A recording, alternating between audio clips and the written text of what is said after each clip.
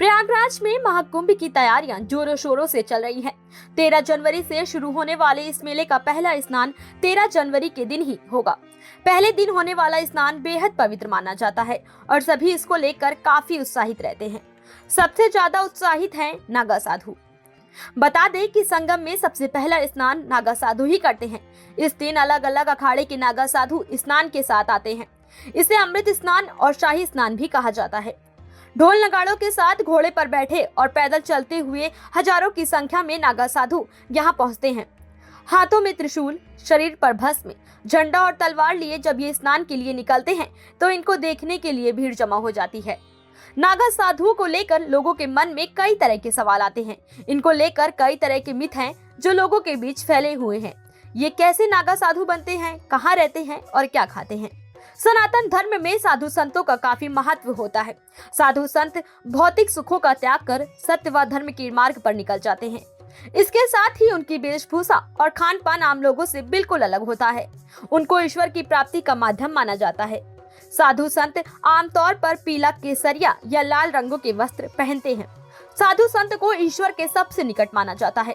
सन्यासी अपने पूरे सांसारिक जीवन का त्याग कर देता है और अपना समय भगवान का नाम स्मरण करने में लगाता है। साधु संतों में नागा साधुओं की चर्चा जरूर होती है। सबसे खास बात यह है कि नागा साधु कपड़े नहीं धारण करते हैं। वे कड़ाकी ठंड में भी नग्न अवस्था में रहते हैं। वे शरीर पर धुनी या भस्म लगाकर घूमते हैं। नागा का मतलब होता है नग्न। नागा सन्यासी पूरा जीवन नग्न अवस्था में ही रहते हैं। वे अपने आप को भगवान का दूत मानते हैं। आइए नागा साधुओं के बारे में कुछ रहस्यमयी बातें जानते हैं। नागा सन्यासी बनने की प्रक्रिया बहुत लंबी और कठिन मानी जाती है। अखाड़ों द्वारा नागा सन्यासी बनाया जाता है। हर अखाड़े की अपनी मान्यता और परंपरा होती है और उसी के अनुसार उनको दीक्षा दी जाती है। कई अखाड़ों में नागा साधुओं को भुट्टो के नाम से भी बुलाया जाता है। अखाड़े में शामिल होने के बाद इनको गुरु सेवा के साथ सभी छोटे काम करने के लिए दिए जाते हैं। नागा साधुओं का जीवन बेहद ही जटिल होता है। बताया जाता है कि किसी भी इंसान को नागा साधु बनने में 12 साल का लंबा समय लगता है। नागा साधु बनने के बाद वे गांव या शहर की भीड़ भाड़ भरी जिंदगी को त्याग देते हैं और रहने के लिए पहाड़ों पर, जंगलों में चले जाते हैं। उनका ठिकाना उस जगह पर होता है जहां कोई भी आता जाता ना हो। नागा साधु बनने की प्रक्रिया में 6 साल बेहद महत्वपूर्ण होता है। इस दौरान वे नागा साधु बनने के लिए जरूरी जानकारी हासिल करते हैं। इस अवधि में वे सिर्फ लंगोट पहनते हैं। वे कुंभ मेले में प्रण लेते हैं, जिसके बाद लंगोट को भी त्याग देते हैं और पूरा जीवन कपड़ा धारण नहीं करते हैं। नागा साधु बनने की प्रक्रिया की शुरुआत में सबसे पहले ब्रह्मचर्य की शिक्षा लेनी होती है। इसमें सफलता प्राप्त करने के बाद महापुरुष दीक्षा दी जाती है। इसके बाद यज्ञोपवीत होता है। इस प्रक्रिया को पूरा करने के बाद वह अपना और अपने परिवार का पिंडदान करते हैं, जिसे बीजवान कहा जाता है। वह 17 पिंडदान करते हैं, जिसमें 16 अपने परिजनों का और 17वां खुद का पिंडदान होता है। अपना पिंडदान करने के बाद वह अपने आप को मृत समान घोषित करते हैं, जिसके बाद उनके पूर्व जन्म समाप्त माना जाता है। पिंडदान के बाद वह जनेऊ, गोत्र समेत उनके पूर्व जन्म की सारी निशानियां मिटा दी जाती हैं। इसकी वजह से नागा साधुओं के लिए सांसारिक जीवन का कोई महत्व नहीं होता है। नागा सन्यासी अपने समुदाय को ही अपना परिवार मानते हैं।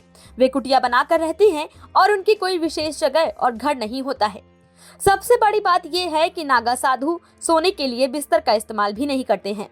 नागा साधुओं को एक दिन में सिर्फ 7 घरों से भिक्षा मांगने की इजाजत होती है।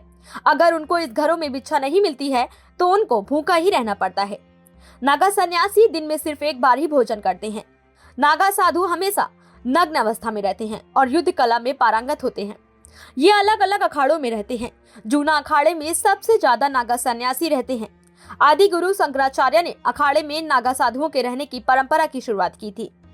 बताया जाता है कि नागा साधुओं के पास रहस्यमयी शक्तियां होती हैं।